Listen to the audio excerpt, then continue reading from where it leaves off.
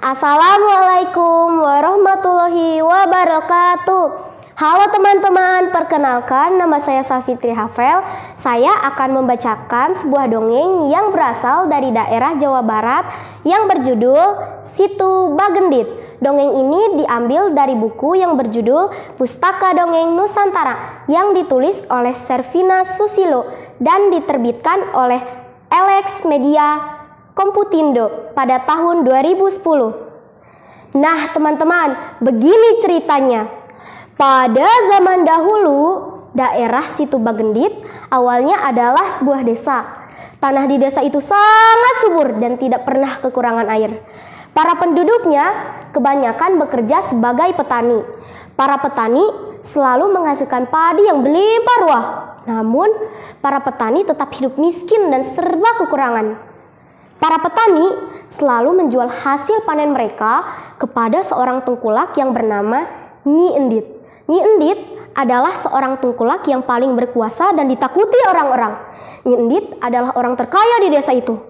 Rumahnya mewah, lumbung padinya sangat besar karena menampung hasil pertanian yang dibelinya dari semua petani yang ada di desa itu. Namun, Nyi Endit sangat kikir dan tamak. Ia tidak pernah menyisihkan sepeser pun uang untuk disedekahkan kepada orang miskin ataupun orang yang butuh bantuan.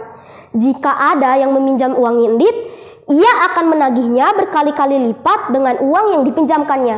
Nyi Endit sungguh kejam dan tidak berbudi. Pada suatu masa, datanglah musim kemarau yang panjang yang menimpa desa tersebut. Sawah-sawah menjadi kering karena kekurangan air. Tidak ada satupun padi yang bisa dituai. Para penduduk di desa itu menderita busung lapar dan penyakit merajalela. Namun, Nyi Endit selalu mengundang sanak saudara dan teman-temannya untuk berpesta pora. Makanan dan minuman dihambur-hamburkan begitu saja. Ketika pesta sedang berlangsung, datanglah seorang pengemis tua. Keadaan pengemis tua itu sangat menyedihkan. Tubuhnya kurus, pakaiannya lusuh dan sudah compang-camping. Nyi, berilah hamba sedikit makanan dan minuman. Hamba sangat kelaparan. Dasar tua renta, berani-beraninya mengemis di depan rumahku. Pergi sana, bau badanmu yang busuk membuat selera makanku hilang. Sebelum beranjak pergi, pengemis tua itu menancapkan sebatang lidi di depan rumah Nyi Endit.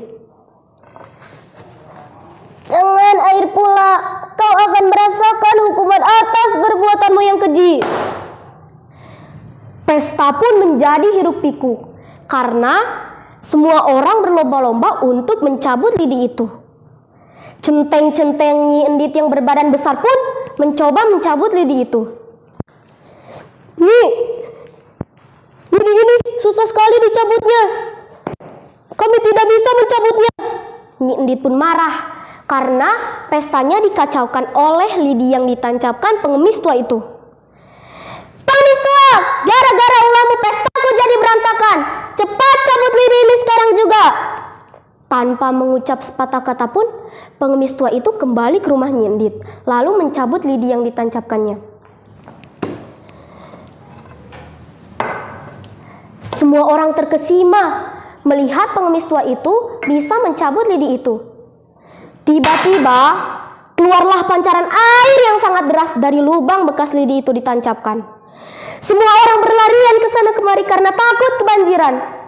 Hanya Nyi Enditlah yang tetap berada di rumahnya, sebab ia tidak rela kehilangan seluruh harta benda dan juga rumahnya. Rumahku, emasku. Air pun semakin tinggi. Nyi Endit pun tenggelam bersama harta benda yang ia puja-puja. Begitulah akhirnya cerita Situ Bagendit. Situ yang artinya danau dan Bagendit diambil dari nama Nyi Endit. Konon, Nyi Endit menjelma menjadi seekor lintah sebesar kasur yang ada di danau. Karena dahulu Nyi Endit dijuluki si lintah darat, yang artinya orang yang serakah dan suka mengambil barang yang bukan miliknya. Sekian, terima kasih dongeng yang saya ceritakan. Wassalamualaikum warahmatullahi wabarakatuh.